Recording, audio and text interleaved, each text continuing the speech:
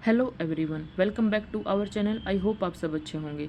तो चलिए आज की वीडियो स्टार्ट करते हैं। आज की क्लास स्टार्ट करने से पहले मैं आपको बता दूं, हम पढ़ रहे हैं यूरोपीय कंपनियों का भारत में आगमन। सबसे पहले हमारे यहाँ पर आए थे पुर्तगीज। पिछली वीडियो में मैंने आपको बताया है कि कैसे 1498 में वास्को डी गामा ने भारत की खोज की थी और वो जमोरिन राजा के यहाँ पर पहुँचा था। फिर जमोरिन को धोखा दे दिया था उन्होंने, और किस तरीके से उन्होंने गोवा छीन लिया था पुर्तगीज़ ने। ठीक है, तो आज हम पढ़ेंगे कैसे डच कंपनी भारत में आई और ब्रिटेन वाले कैसे भारत में आए। तो आज की वीडियो स्टार्ट करने से पहले एक बार ये देख लो, ये है वास्को डी गामा। ठीक है, इन्होंने भारत की खोज की थी। और वैसे तो कोलंबस को भेजा गया था, स्पेन का एक निवासी था कोलंबस। ठीक है, उस यात्री को भेजा, स्पेन ने भेजा कि जाओ जाकर इंडिया की खोज करो। बट वो कहाँ पहुंच गया था? वो अमेरिका पे पहुंच गया था, और इसी वजह से उसको लगा ये भारत है, बाद में पता चला अमेरिका। तो फिर जब भारत की खोज करने के चक्कर में अमेरिका की खोज हुई थी। समझ गए आप लोग? तो चलिए आज हम बात करते हैं डचों की।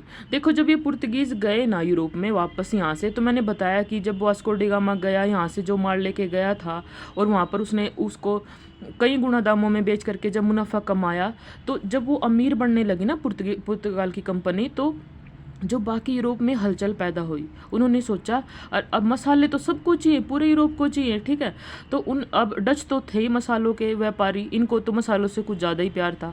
तो इन्होंने सोचा अच्छा पुर्तगाल जा कहाँ रहा है, इंडिया में जा रहा है, तो मैं भी जाऊँगा। ठीक है, तो फिर ऐसे ही ये डच वाले भी निकल लेते हैं। अब गए क्यों थे ये बात याद रखना। देखो, व्यापार में मुनाफा कमाने के लिए गए थे ये। ठीक है, तो अब निकल लेते हैं ये। हाँ, तो भारत की खोज के लिए निकल लेते हैं। तो यहाँ पर ना सबसे पहले क्या है इनका एक बार मैं आपको थोड़ा सा ना मैप में आइडिया दे देती हूँ, ताकि आप लोगों को ऐसे हवा में बातें ना लगे चीज़ें। तो देखो, ये है स्पेन। ठीक है, यूरोप का नक्शा है, ये स्पेन है, और ये है पुर्तगाल। ठीक है, ये फ्रांस है, और ये है नीदरलैंड। ये है नीदरलैंड। अब हम बात कर रहे हैं नीदरलैंड। ठीक है, इसका पहले नाम था होलैंड। ठीक है, पहले नाम था होलैंड। और डच यहीं के रहने वाले थे। कहाँ के थे? नीदरलैंड के रहने वाले थे। ठीक है, पहले इसको होलैंड बोला जाता था, और यहीं से। ठीक है, अच्छा, ये अपना नाविक भेजते हैं सबसे पहले, उसका नाम है होटमैन। अब डच से याद रखना नीदरलैंड होलैंड। ठीक है, उसी से आप नाम याद रखना होटलैंड। अच्छा चलिए अब समझाते हैं आगे। ठीक है, मैप में देख लिया ना आपने? देखो, ये देख चुके आप, ये नीदरलैंड है। ठीक है, अच्छा, ये पुर्तगाल है और ये स्पेन है। ठीक है, चलो अब बढ़ते हैं आगे। अच्छा, आप ना एक चीज़ देखिए, व्यापारियों को आपने देखा होगा, उनको वो हमेशा मुनाफे के पीछे चलते हैं। ठीक है, उनको प्रॉफिट से कुछ ज़्यादा ही प्यार होता है। तो जब पुर्तगाल के व्यापारियों को बहुत ज़्यादा मुनाफा मिला ना, तो डच तो था ही भाई, तो इनको लगा कि हम भी प्रॉफिट कमाएंगे। ठीक है, तो इन्होंने क्या किया, यहाँ के व्यापारी जैसे छोटे मोटे व्यापारी थे, उन्होंने मिल करके 1595 में एक कंपनी बनाई। ठीक है, अच्छा, फिर उसमें इन लोगों ने क्या किया, जैसे 8 जहाज भेजे। ठीक है, 8 जहाजों को ही भेजते हैं। ठीक है, 4 इनमें से 4 को तो ये भेज देते हैं आसा अंतरीप की तरफ। मैंने केप ऑफ गुड होप का नाम बताया होगा ना आपको, जहाँ से वास्को डी गामा आया था। ठीक है, वहाँ। और 4 को भेज देते हैं ये पूर्व की तरफ। ठीक है, उत्तर पूर्व के इलाके में भेज देते हैं। अब ये अपने 8 बड़े जहाजों को बिठा करके बोलते हैं कि 4 तो तुम आसांतरिप की तरफ निकल जाओ और 4 उत्तर पूर्व की तरफ निकल जाओ। ठीक है, कब बोलते हैं? 1595 में। ठीक है, अब इसी क्रम में क्या होता है, 1596 में एक व्यापारी होता है, उसका नाम है कार्नेलिस डी हाउटमैन। कार्नेलिस डी हाउटमैन, ये इसका नाम होता है। ठीक है, ये व्यापारी क्या करता है, ये भारत में पहुंचता है सबसे पहले। ठीक है, अब जब ये भारत आता है, तो ये फिर क्या करता है, राजा के साथ थोड़े से संधि करता है। ठीक है, और अपना मतलब यहाँ पर संधि कर लेता है और व्यापार करता है। ठीक है, तो फिर क्या हुआ, जब ये आया, तो जब इन व्यापारियों को भी फिर ये इन लोगों ने, ये जो व्यापारी थे, इन्होंने भी अपना मुनाफा कमाया और ये भी अपने डच में अमीर बनने लगे। तो डच में क्या है, डच की संसद अलर्ट हुई इस बात से, उन्होंने देखा कि अच्छा व्यापारी मुनाफा कमा रहे हैं, तो फिर उन्होंने इनसे कांटेक्ट किया कि तुम कहाँ से मुनाफा कमा रहे हो। इन्होंने बताया कि हम तो भारत में व्यापार कर रहे हैं और इसीलिए वहाँ से हमें पैसा मिल रहा है। तो फिर संसद क्या करती है, जो वहाँ की कंपनियां हैं ना, उनको मिला करके, जैसे वहाँ की बड़ी एक व्यापारी कंपनी थी, उन सबको मिला करके एक बड़ी कंपनी बना देती है। इसका नाम था VOC। VOC मतलब वेरिंग दे ओस्ट कंपनी, वेरिंग दे ओस्ट कंपनी, ठीक है, वेरिंग दे ओस्ट कंपनी। इसकी स्थापना कब की, डच की संसद ने 1602 में की, ठीक है। अब इसको जो है डच की संसद क्या काम सौंपती है कि तुम जाओ युद्ध करो, मतलब नए नए इलाकों के लिए तुम युद्ध करो, ठीक है, इलाकों को जीतो,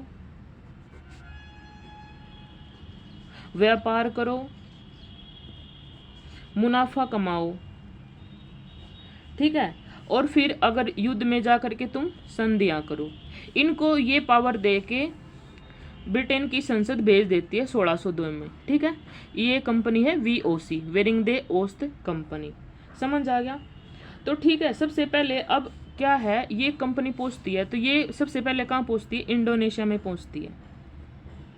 इंडोनेशिया है ही मसालों का द्वीप भाई, ठीक है, और मैंने बताया कि इनको डचों को तो मसालों से कुछ ज़्यादा ही प्यार है, ठीक है। तो जब ये यहाँ पर गए, फिर यहीं से क्या होता है, यहीं से ये भारत के साथ भी ट्रेड स्टार्ट कर देते हैं। इंडोनेशिया भारत से टच ही है ना, देख मैप अभी दिखाऊंगी मैं आपको, ठीक है। तो फिर क्या होता है, जब ये लोग भी काफ़ी मुनाफा कमाने लगते हैं, तो फिर एक कंपनी बनाई जाती है, United east India company, United Dutch east India company, ठीक है।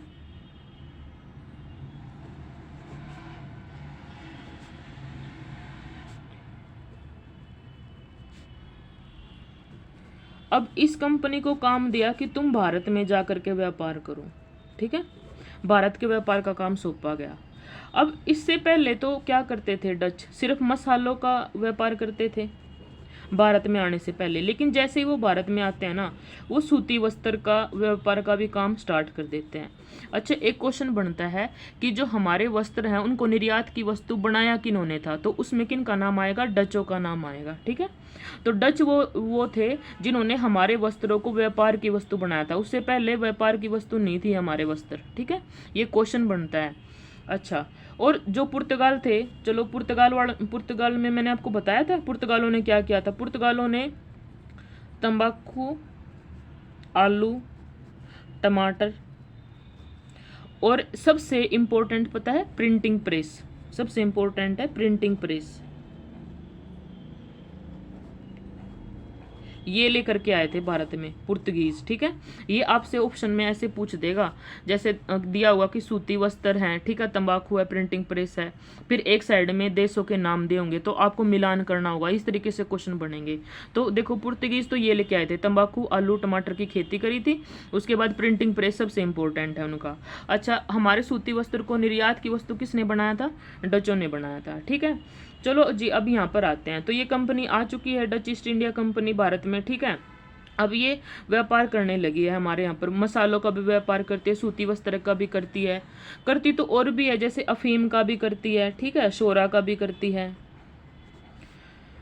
तो ये सब इन सब चीज़ों का ये व्यापार करने लगी है। फिर ये आकर सबसे पहले अपनी एक फैक्ट्री बनाती है। एक क्वेश्चन बनता है कि डचों की सबसे पहली फैक्ट्री कहाँ पर थी, तो इसका जो जोर है ना, डचों का सबसे ज़्यादा मतलब बल है ना, इनका पूर्वी भारत पर रहता है, ठीक है। पूर्वी भारत पर रहता क्यों है, बिकॉज ऑफ इंडोनेशिया। देखो, अब इंडोनेशिया कहाँ है, भारत के पूर्व में है, और डच यहाँ पर व्यापार कर रहे हैं, डचों उनका इस पे इंडोनेशिया पर तो पूरा अधिकार है भाई, तो पूरा कब्जा कर रहे हैं। तो ये जब आएंगे समुद्र के रास्ते पर, तो ओब्वियसली ये पूर्वी भारत पर ज़्यादा फोकस कर पाएंगे ना, क्योंकि वहाँ से आते रहेंगे जाते रहेंगे, ठीक है, इस तरीके से। तो पूर्वी भारत में ही जो मुसलीपट्टनम है ना, मुसलीपट्टनम, ये सबसे पहली फैक्ट्री थी डचों की भारत में, सबसे पहली फैक्ट्री, ठीक है, डचों की भारत में क्या थी, मुसलीपट्टनम, ठीक है।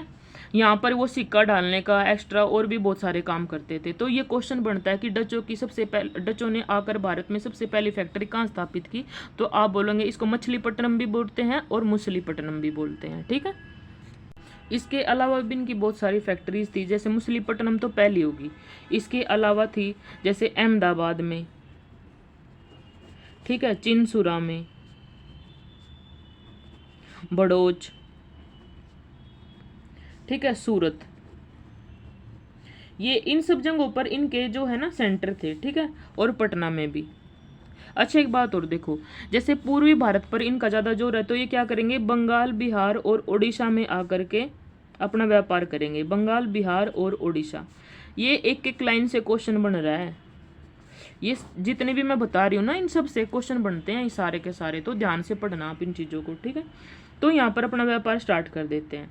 अच्छा, एक बात और, एक ना मसालों का द्वीप था, उसका नाम था अम्बोसना। अब जो ये द्वीप था ना, इस पर क्या है, इस पर ये अधिकार कर लेते हैं डच। 1609 की बात है ये। लेकिन यहाँ पर दो और लोग बैठे हैं, एक तो ब्रिटेन वाले बैठे हैं, ठीक है, एक तो और एक पुर्तगीज भी बैठे हैं यहाँ पर। ठीक है, तो फिर इनकी आपस में लड़ाई होगी अधिक्रमण के लिए। ठीक है ना, सब आपस में लड़ाई हुई, तो डच क्या करते हैं, ब्रिटेन वालों को भी हरा देते हैं और पुर्तगीज को भी हरा देते हैं। ठीक है, और ब्रिटेन वालों के साथ तो बड़ा बुरा करते हैं ये, कुछ को तो कैद कर लेते हैं, ठीक है, कुछ की हत्या भी कर देते हैं।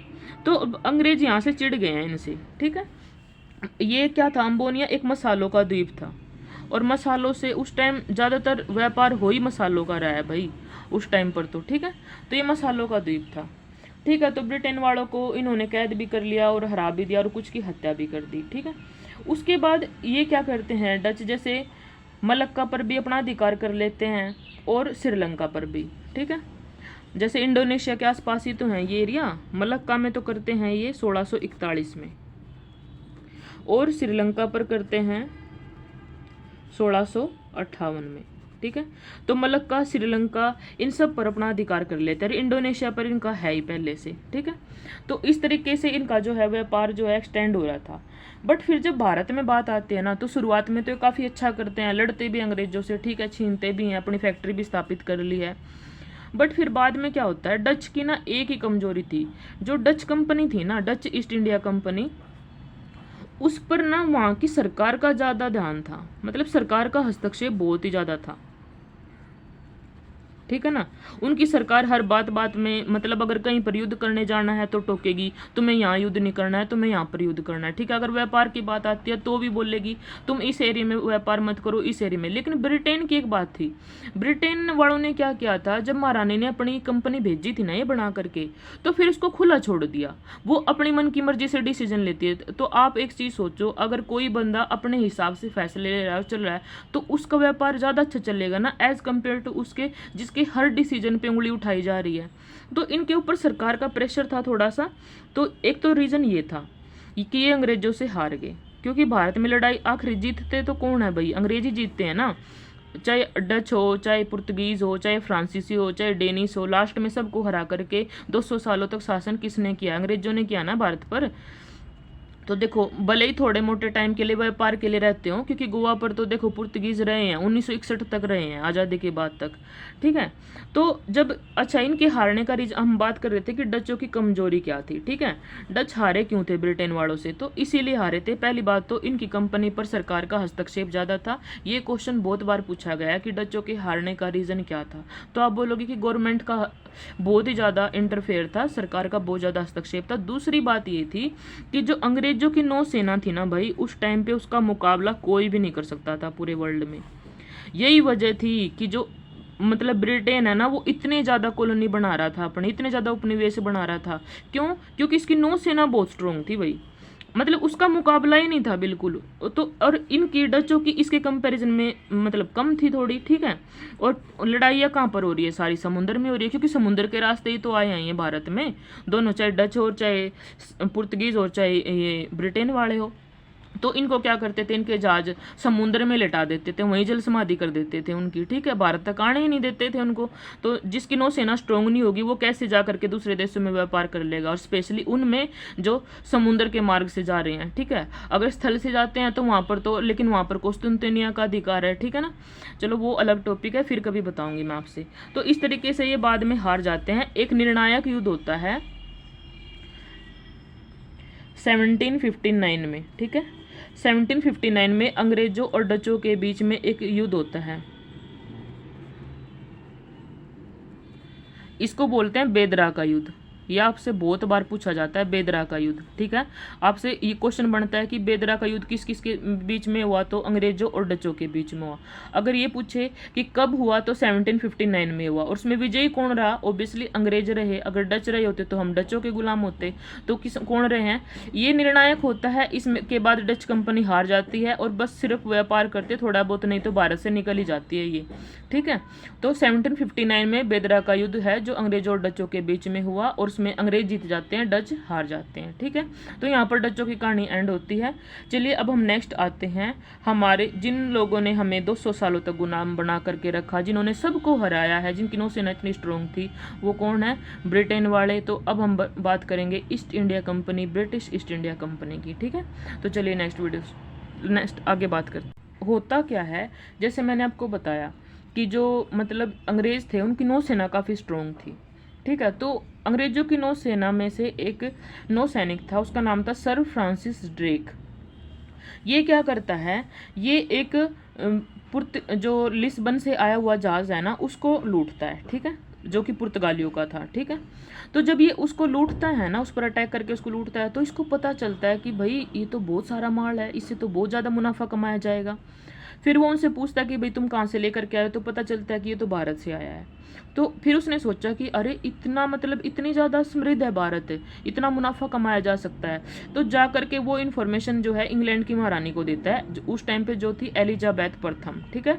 वो उनकर जाके बताता है और उनको बोलता है कि मैडम आप ना हमें आदेश दो कि हम भी भारत जा सकें।